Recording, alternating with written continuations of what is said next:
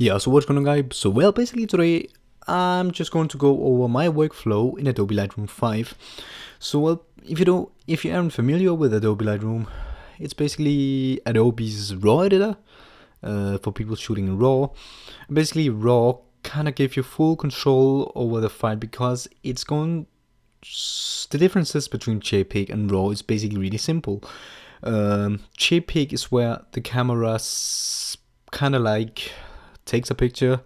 It is the picture like you would do in Lightroom, and then processes the picture into a JPEG where what you see is what you get. In RAW, that ain't really the case because let's say I would take a picture with so much exposure. Yeah, basically in RAW, I would basically just drag the exposure down. You haven't got that possibility in JPEG. Really simple. Really simple. I can explain the differences between JPEG and RAW in another video. But anyway, so what I usually do is that I start out with, of course, going to the develop tab. I'll click on lens correction. I enable profile corrections and remove chromatic aberration.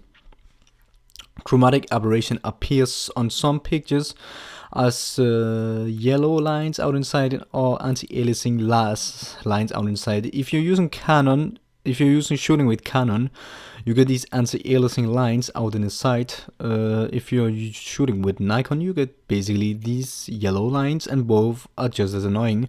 There's not really a difference. Both are just annoying, and basically you're going to get rid of them. Then what I usually do is that I'm going to click on auto here to kind of like level up the picture. That error in my case because I think the picture is kind of, yeah, it's kind of right. Okay, looks better. Just gonna click on vertical, but that's up to you. I don't know what picture you took, so I can't say whatever you're going to do. You're basically just going to get your own workflow, but I'm just showing my workflow as a kind of starter off point where maybe you could learn something from this video or anything, I don't know. But anyway, start with lens correction, then we're going to basic, and basically you got the ability to adjust color temperature, exposure, contrast, highlights, shadows, whites, blacks, clarity, vibrance, and saturation. So basically we are going to start with color temperature, and basically you're just going to place arrow on the number here. Just basically drag to the left or the right until you get the perfect color temperature. Anyway, there we go. Then I'm going to do exposure, and will 0.45 seems like a good exposure. So anyway, then I'm going to do contrast.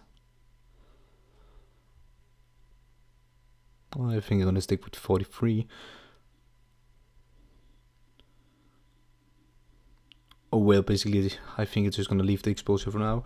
Okay, highlights, drag that down, and shadows, drag that up. So you can see we got kind of more of a balanced picture. I don't even really know what the hell that is, but anyway, maybe it's a UFO that want to suck out my brain or something.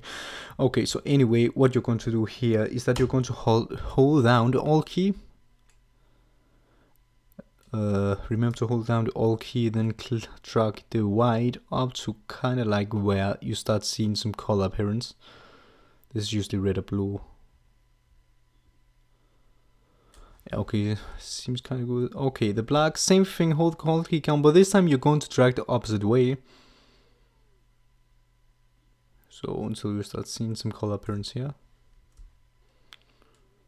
Can do a bit more. So now you can see we got this more kind of like balanced picture. Then clarity, I just drag it up to full, or yeah, that's basically up to you. I'm just gonna do 67.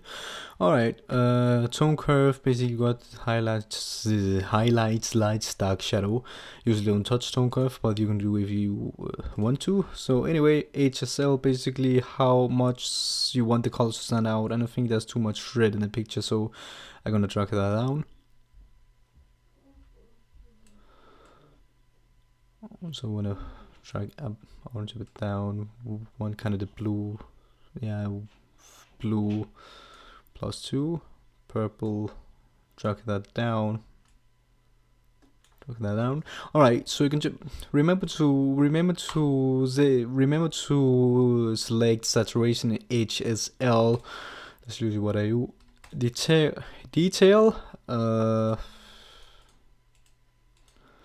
Is basically you got the screen. Find the sharpest point of the picture, and this is basically, what do we call that in English? I can't remember. Yeah. Anyway, so just drag the amount up.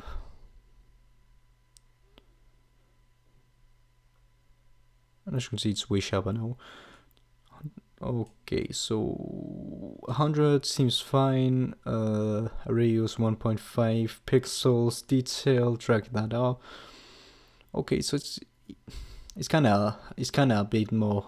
That's okay. So the more amount of sharpening you add, the more grain you add to the picture. Let's just add some noise reduction.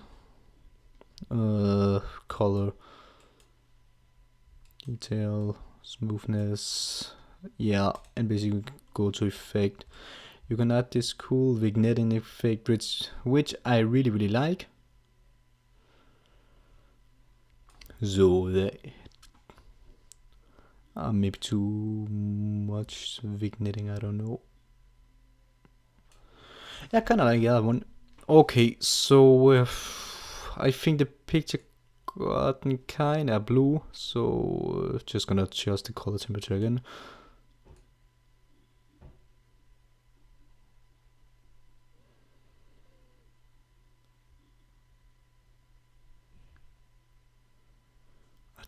Kind of too yellow. This is kind of like rocket science, but yeah, okay. Anyway, there we go. Seems kind of nice. Okay, so what I'm going to do now is that I'm going to show you a before and after. So what you're going to do is that you're going to click on view, before and after, left and right. And if you don't get this effect, what you're going to do is that you're going to go into before and after again and click on split screen. But as you can see, that is so much different. It's kind of like uncomparable. You can see how much it helped. So it looks so much better. And if you had a better lens, would be a lot better. And this is basically just a really bad picture. It's not even that good, but as you can see, huge difference in both the sky. And this is basically my basic workflow. It's what I do to all my pictures. And basically, that's how easy it is to edit a picture. So anyway, now what I'm gonna do is that I'm gonna export my picture. So what I'm gonna do is that I'm gonna click on File. I'm gonna click on Export. This is the same on both the Mac and PC. Remember that. Export. And what I'm gonna do here is that I'm gonna choose export to a specific folder. Choose. So anyway, you can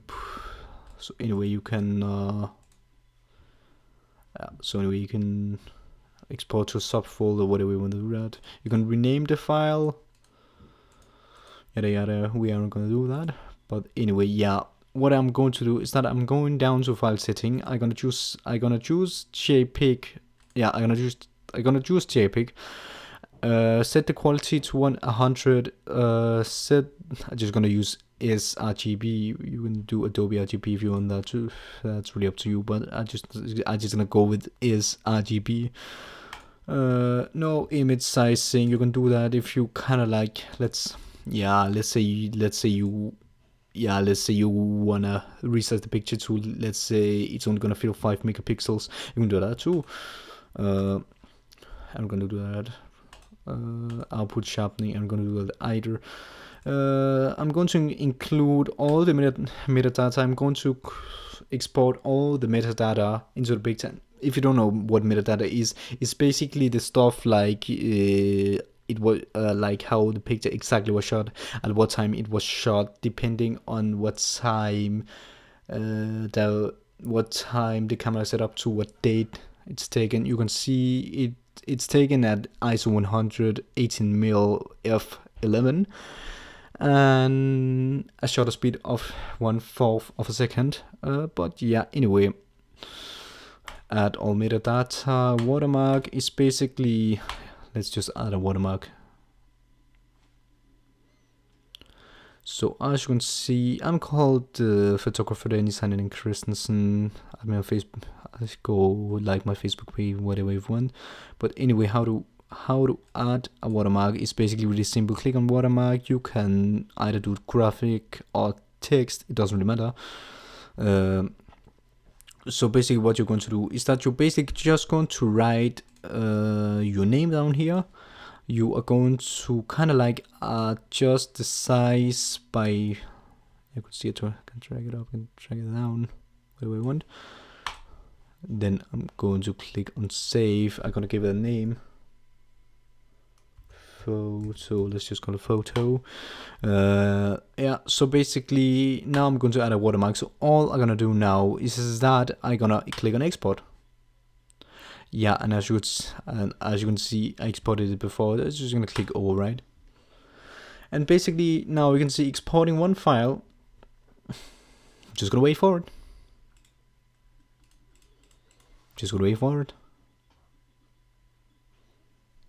Still gotta wait for it. Okay, it says completed. So what I'm gonna do now is that I'm gonna look up my picture, and basically as you know, I'm on a Mac, so just gonna click on the Finder. Or maybe I should just like give up, cause this is taking a lifetime. Okay, but basically this is the folder I created where I export all my photos.